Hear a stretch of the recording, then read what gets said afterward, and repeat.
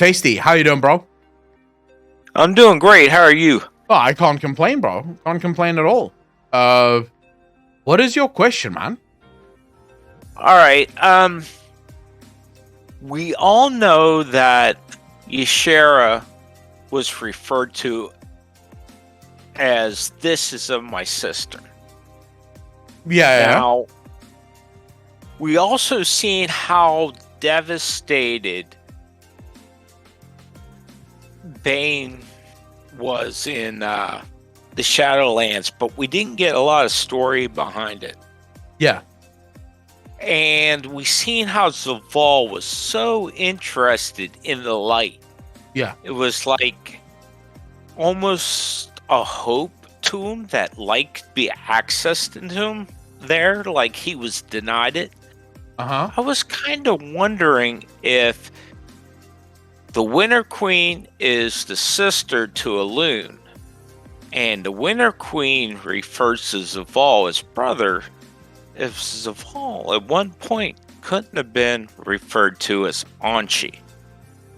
All right. So, I mean, this is something that I've speculated about in the past as well. The problem for me is bringing Elune and Anshe together, okay? Because it all depends on what they mean when they talk about the sun, but it seems like, at least in the stories of the Tauren, they speak about a very physical sun and a very physical moon. Now, Elune would represent what we call a physical moon because her home is Alunaria, which is one of the moons. So for Elune, that part makes a lot of sense, right? That she is referred to as the White Lady, the Blue Child. It kind of fits. For Anshe, the only problem we have there is linking Zovaal to the physical sun. We've never had that. Now, sure, the old Arbiter of the Shadowlands could absolutely have been kind of referred to as the sun, because it is the very energy source of the entire system. Without the Arbiter, there is no Shadowlands, and the Shadowlands doesn't exist. We saw what happened when the Arbiter went down. But there's something far more interesting about this. I'll actually read this for you because I'm literally busy writing a script about a portion of this, or at least I'm using this in the script that I'm busy writing. Let me just find it here. Here we go. All right, so do not. What is that? Bath in 6 rounds. Now it grows. Forgive me. Sorry, I'm literally just trying to see where.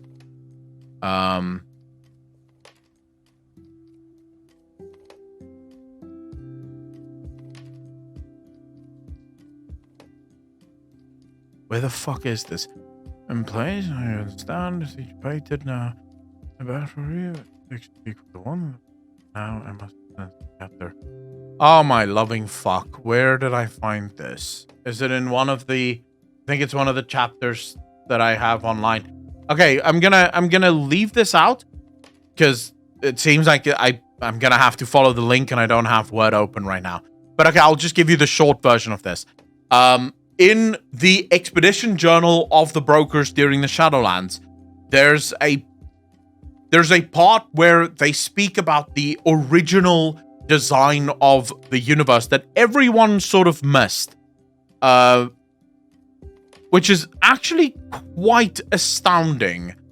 I'm gonna fucking find it. Wait, because if I don't read it to you exactly, it's just not gonna be cool. It's the Tassavesh lore book, right? So in the Tassavesh, the dawn of all things, there's a references. But it's clear these 6 forces exist in a strike. Well, that strike, however, we see it. You know, the framework, 6 rounds. The known, not there. Definitely not it. No. That means in here. Stand.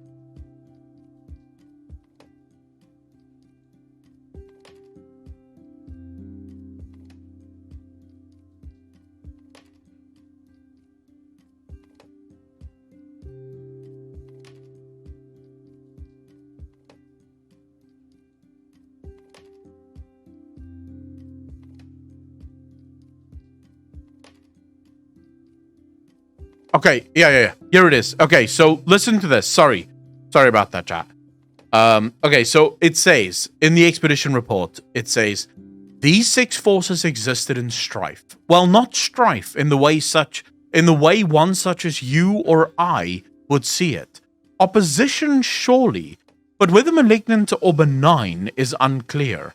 There was imbalance until there was a need for something more. They came together, or were brought together, depending on how one interprets the fractal, and gave form to their design. Forged, scribed, shaped. The exact word is elusive. Each architect gave a portion of themselves, and thus the pattern was drawn. Now, it's easy to read this as the cosmological forces came together, and they gave of themselves in order to create the pattern. But what if that line is actually speaking about the first ones, not about the cosmological forces? Then my theory about the first ones creating the cosmological forces in their image, in other words, I suggest that the first ones sacrificed themselves in Zereth Mortis to make the Shadowlands, and also to power the engine that would continuously design and develop the Shadowlands. And the same is true for the first ones of every other cosmological force. Now, in this, there is a part of the story that everyone fucking misses. And I can probably talk about it here because people will see that video in 2.5 hours from now. In today's video, I crack a pretty big code. So, Tasty, if I ask you, what are the 6 cosmological forces in the universe? Chat, you can chime in here as well. Name the 6 cosmological forces in the universe.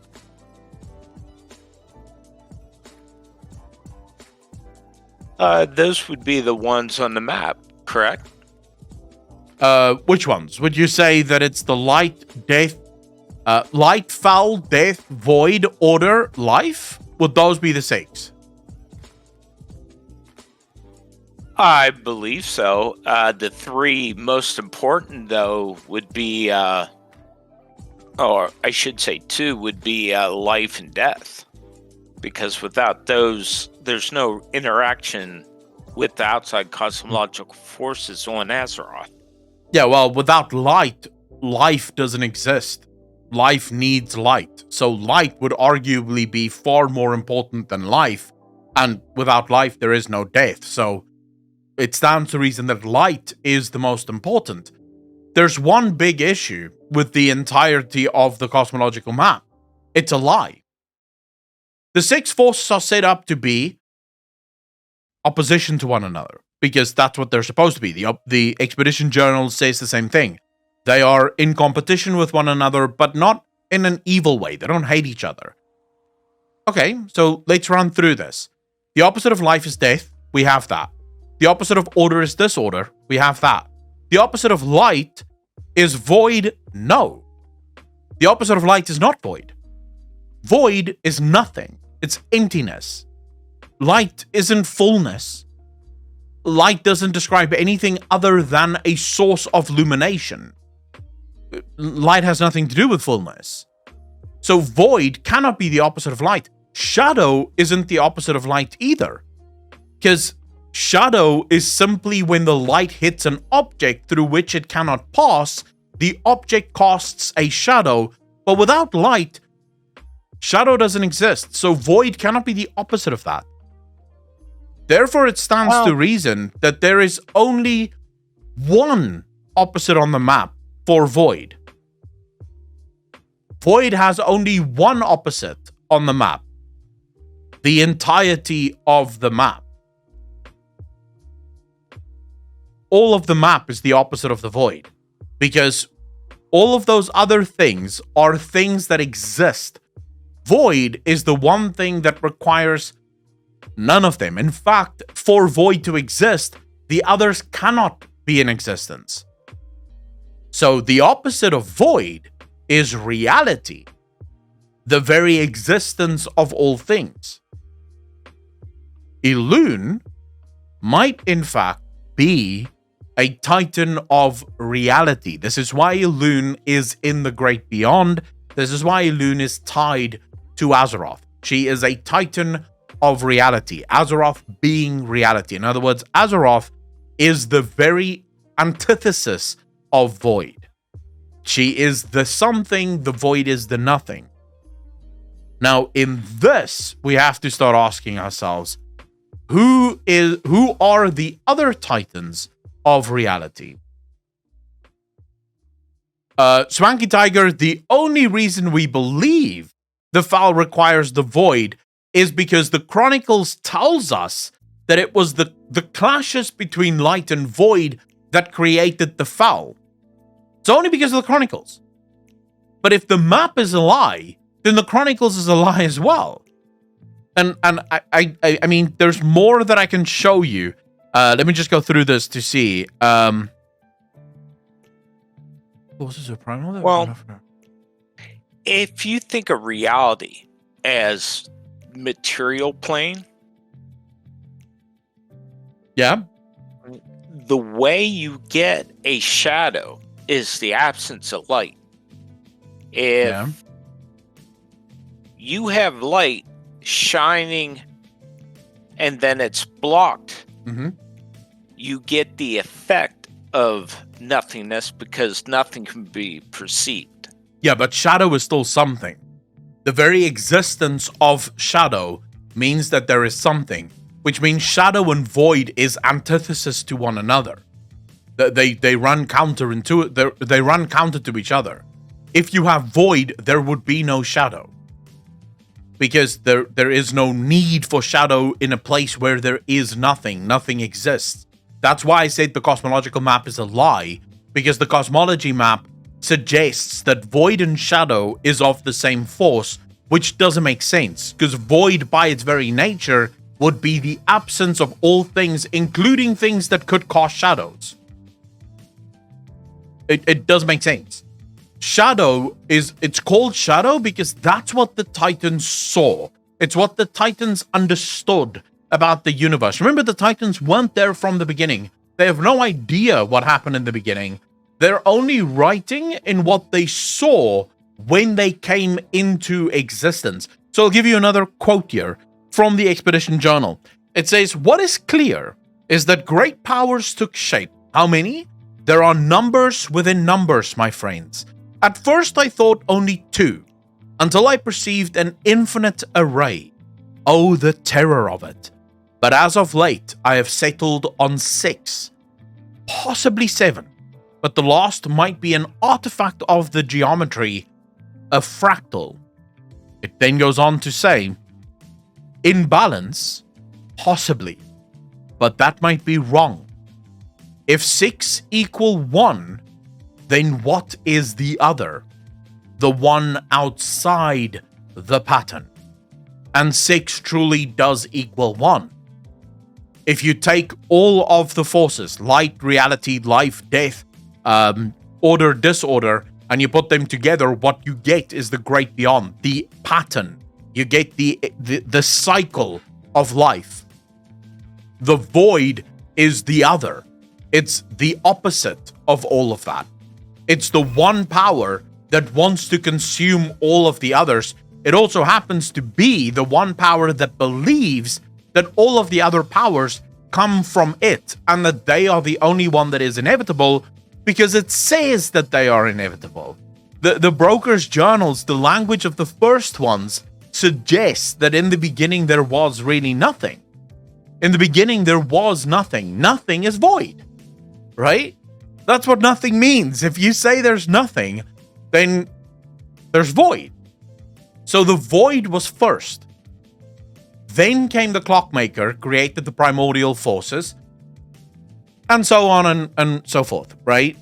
Truce of Prime, I really appreciate the Prime subsidy, really appreciate that. 29 months, part of the DJ Nation. Appreciate you, fam. Thank you, thank you, thank you. Okay, so now back to your question, Tasty. Sorry for going the long way around. That's fine. But this sort of throws Elune into a whole new light.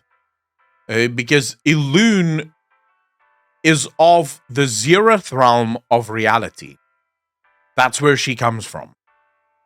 Her creator, in other words, the first ones, the architects that gave of themselves in order to burst forth the creation of reality, why did they only make the one Titan? And is it possible that they didn't? We have just not met any of the other reality Titans. They have not made themselves known. The only one that is known is Elune. Could it be that Zovaal perhaps is responsible for the lack of these other Titans? I genuinely don't know, but I don't believe that Zovaal is Unchained. There's no evidence for it, because Zovaal is the arbiter of the Shadowlands. The veil between the Shadowlands and the Great Beyond seems, at least for the most part, to be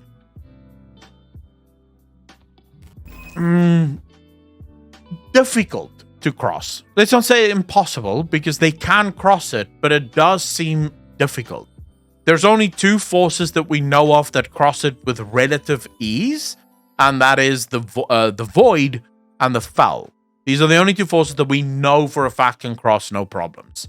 The other forces seem to create things like the Shadowlands, for example, take mortals and then use those mortals to cross into the Great Beyond to bring mortal souls into the Shadowlands.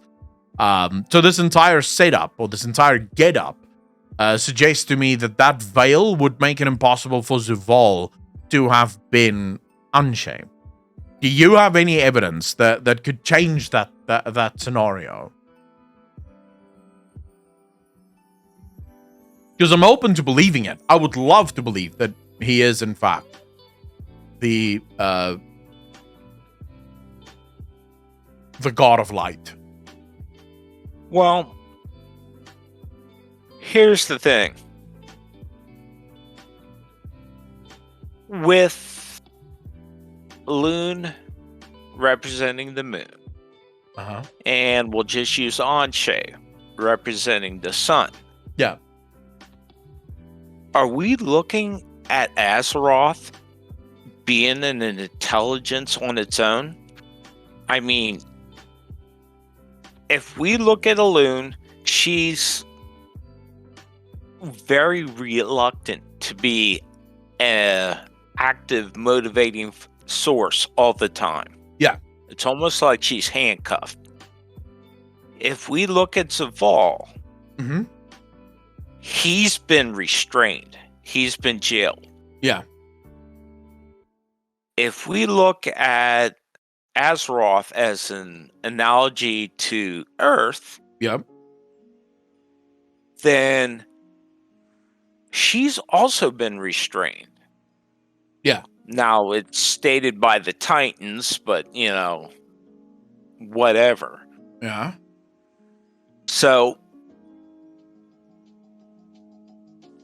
the way I've been looking at the cosmological map, for it to make sense and nonsense, I know it's an oxymoronic phrase, but light has two components in physics. It has an energy, and it has matter.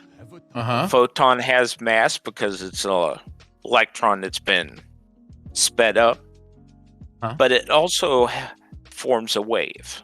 So there's a duality there. Yeah. So I can the outside cosmological forces can also be described as personality traits, if you think about it. Is someone who's been mentally harmed. One of the main studies is fracturing. Yeah. So it leaves a lot of fertile ground for thinking, okay, there's a duality there. There is... I do think we should... Sorry, I do think you're reaching a bit there, because be careful to sort of try to establish too many physical instruments into the universe, because you're going from physics, geology, a little bit of astronomy, into now psychology, as well as psychoanalysis, in order to build a sort of universe within World of Warcraft. And I don't know if the writers went through, that much. I guess a simple way to explain it is you have the physical person doing the action, and then you have their motivation or their software, their goals. Yeah. I mean, I follow what you're saying. I think it might be simpler than that. I think Elune is the representation of darkness within the universe because the light has no natural opposite. So Elune becomes the natural opposite. And the reason for this, in my estimation, is because the void could not be trusted. The void would not work with any of these other forces because for the void, these other forces are intruding on their creation. And by the way, just quickly want to say, Andricus, 500 bits. Really appreciate you. You guys started the sub train again, the boost train. I really appreciate it. But, don't fall for the scam, boys. Don't fall for the scam. So, in my estimation, it seems far more likely that Elune is referred to as Elunaria, and that she plays the role of darkness within the universe.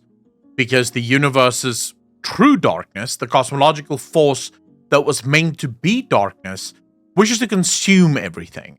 So it doesn't wish to play by the rules of the cosmological universe, which we can already see, right? We know that the old gods are not playing by the rules. All of the other forces are doing what they're supposed to be doing. The old gods are trying to corrupt reality itself in order to create a void titan that would bring about the end of the universe. Right?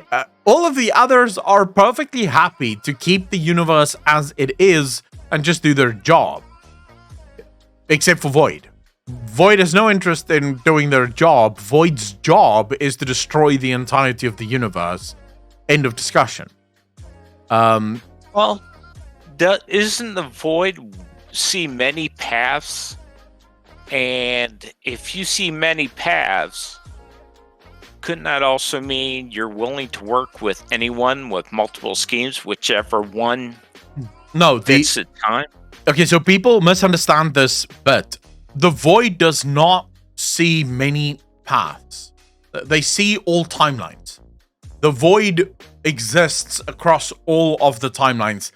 Unlike the Titans, we already know, thanks to the lore, that the Titans do not exist in every single one of the timelines. The Titans are confined to a singular timeline.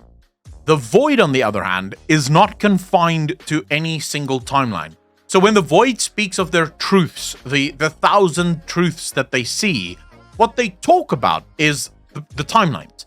They see every single timeline, and so for them, every single timeline is true, mainly because it doesn't matter which timeline they win or lose in the end, they are inevitable. This is why I said the Void is very much like the warp in Warhammer 40k.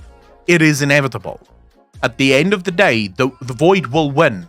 It doesn't really matter how or when, because they will eventually.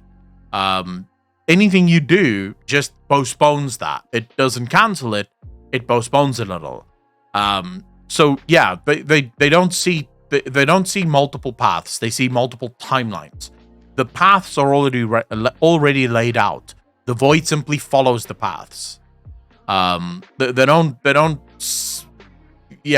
don't interfere as much. They just wait, because they just have to wait. In the end, it's all gonna go their way anyway. I still believe them to be the antithesis of the entire creation, because they seem to be the only power that does not want any of the other powers. In fact, they seem to be the only power that kind of does it. They kind of need the other powers to stop existing in order for them to exist. I don't know, really, if I'm honest. It's difficult. It is fucking difficult to discuss things like this, because we just don't know. There's so little information. The only information we have about Anshe and Musha is a fairy tale right? It's a fucking fairy tale, and it's a fairy tale that the Taurans believe in. The Night Elves don't share this fairy tale. So there's no cross-culture here. It's only the Tauran culture that believe in this fairy tale, and even then, it's fucking shoddy at best. So yeah, I would say you've stumped me, Tasty.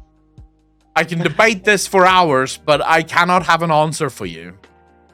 Well, there is no answer until Blizzard comes out with it, but it's just so fun to think about. It really is. Thanks for the question, dude. I fucking like that one.